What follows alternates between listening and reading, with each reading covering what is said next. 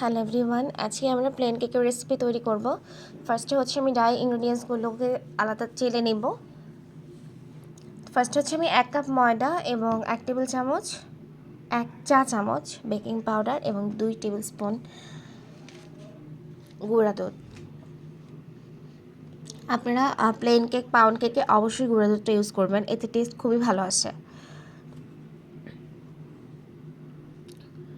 এখানে হচ্ছে খুব ভালো করে আপনারা চাইলে 2বারও চেলে নিতে পারেন, আমি একবারে চেলে নিয়েছি। যত চালা যায় কেকের ভিতরে সফট খুব ভালো হয়, কোনো লাম্পস যেন না থাকে। তো এখানে হচ্ছে আমি রুম টেম্পারেচারে 3টা ডিম নিয়ে নিলাম। ফার্স্টে হচ্ছে ডিমগুলোকে একটু ভালো করে বিট করে নিব।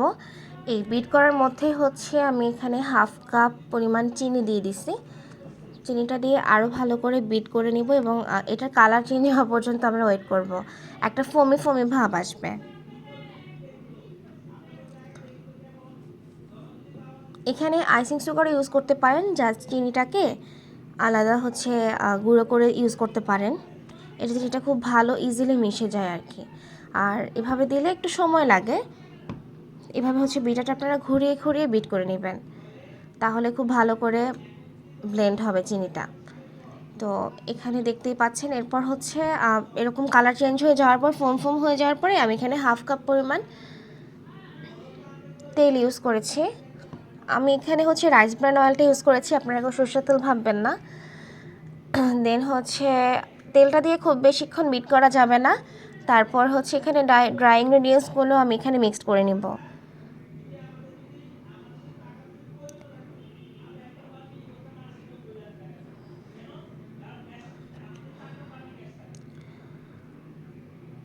এটা একটু সময় নিয়ে আস্তে আস্তে বিট করে নিতে হবে।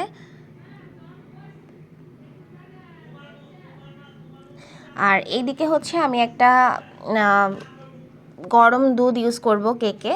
তো এর জন্য হচ্ছে 1 কাপ পরিমাণ গরম লিকুইড, মানে 1 কাপ পরিমাণ ঠান্ডা লিকুইড মিল্ককে আমি এখানে 2 টিস্পুন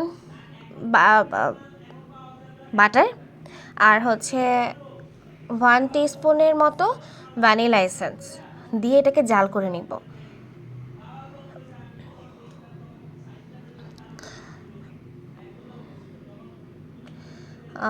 এই যে দুধের বলক চলে আসছে।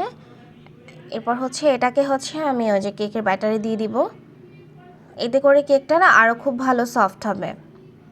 তারপরে যে কেকের মোলটাতে আমি হচ্ছে অয়েল ব্রাশ করে নিচ্ছি। তারপর কেকের মিশ্রণটা দিয়ে দিলাম, দিয়ে ভালো করে আপনারা ট্যাপ করে নেবেন। আর এখানে হচ্ছে আমি ইলেকট্রিক ওভেনে কেকটা বেক করব এবং ইলেকট্রিক ওভেনটা আমি 10 মিনিটস আগে প্রিহিট করে নিছি। দেন হচ্ছে এখন 10 মিনিটস পর হচ্ছে আমি কেকটাকে দিয়ে দিলাম।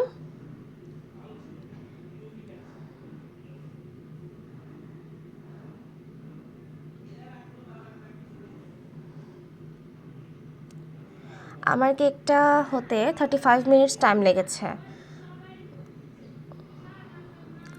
আর কেকটা নামানোর পর আপনারা হচ্ছে উপরে একটু চিনি সিরাপ, যেটা সুগার সিরাপ, সেটাকে একটু ব্রাশ করে নিলে কেকটা সফট হয়ে আসে কিছুক্ষণ পরে। এই যে দেখতে পাচ্ছেন আমার কেকটা খুব ভালোভাবে বেক হয়েছে। এই যে আমি চিনি সুগার সিরাপটা অ্যাড করার পরে 1 ঘন্টা